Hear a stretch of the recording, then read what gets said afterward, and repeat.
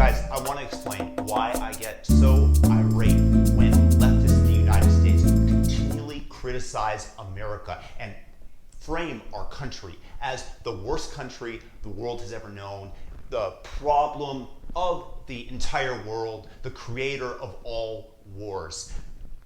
Let me give you a little bit of background. I've traveled to over 60 countries. I'm a big traveler. I've gone places most people have never gone, from the deserts of Syria to the outback in Mongolia. I've been many, many places, and I've seen what it's like when people don't have freedom. You could have gone to Damascus, and I was there in Syria shortly before civil war broke out, and there are certain things that you can't even mention. If you dare to use the word Israel, you had better back that up by saying something incredibly negative about it. If you use it in any positive sense, hey, the Mukhabarat will be after you. The Mukhabarat are the secret service of Syria. They're what protect Assad and his regime. There are so many things that you can get into trouble with the Mukhabarat for and then go and get tortured there. If you want to clear out the room, just say the word Mukhabarat in Syria. Lots of things that you can't even mention. There are in Russia, you don't criticize Putin, you just don't. Your general well-being is based on how close you are to the top of a dictatorship, not only in Russia, but in virtually any other country.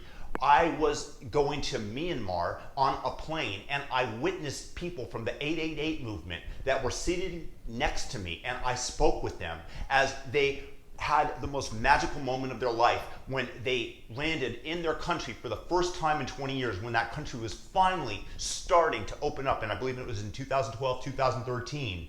And they were greeted at the airport by a couple of thousand people, and then got on and gave a speech on a makeshift stage that they had created.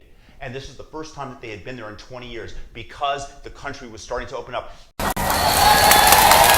You can see the Burmese are applauding.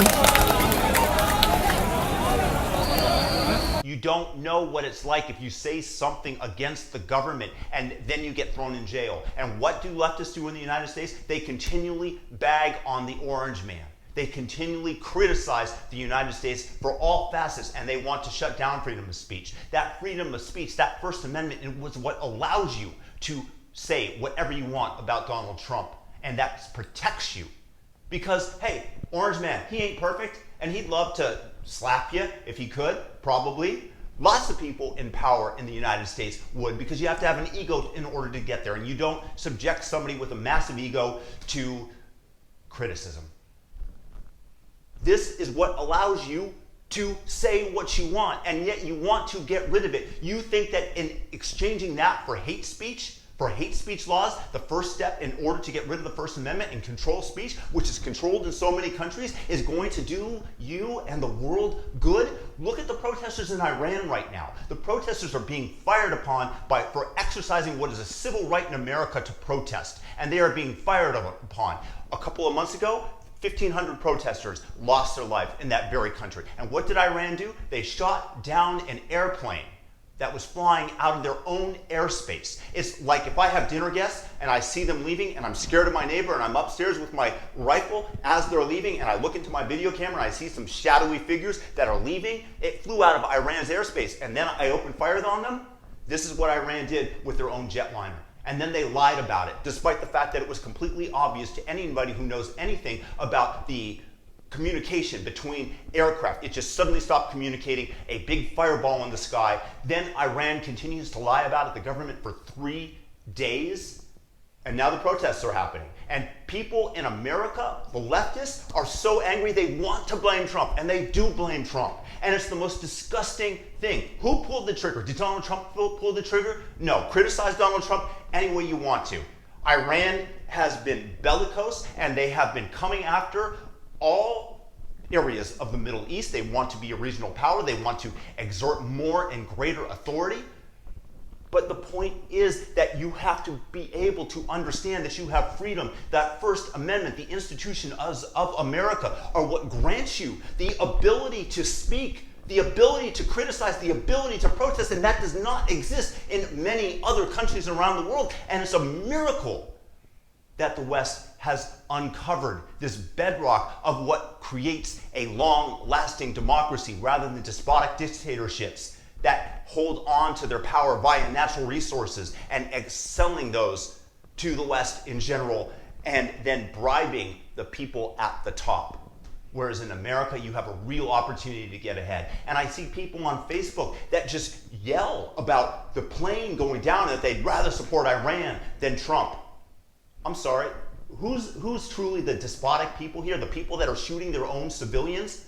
The people that are shutting down the internet? The people that are forcing people to protest, to go to Soleimani's funeral? This actually, according to my friend, has taken place in Iran. This is propaganda. This is what the Iranians want. And then people like Nancy Pelosi say that there are many reasons that the people of Iran are out on the streets. No, it's because they're tired of their government and tired of the government lying to them. And the fact that Iran is now shooting at them is an indication to you of what it's like to live there. This is what happens when you protest. I mean, imagine Antifa trying to protest against the government in Iran. Wearing those dark masks, they'd just be shot.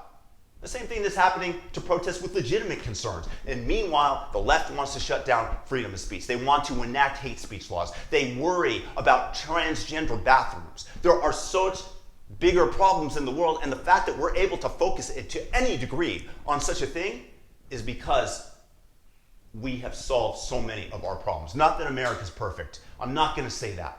But gosh, travel the rest of the world and see how they live and see what it's like. The oxygen that is provided by the First Amendment is what enables us to breathe. And most Americans have never seen what it's like to live without oxygen, to have to gasp for every breath of freedom.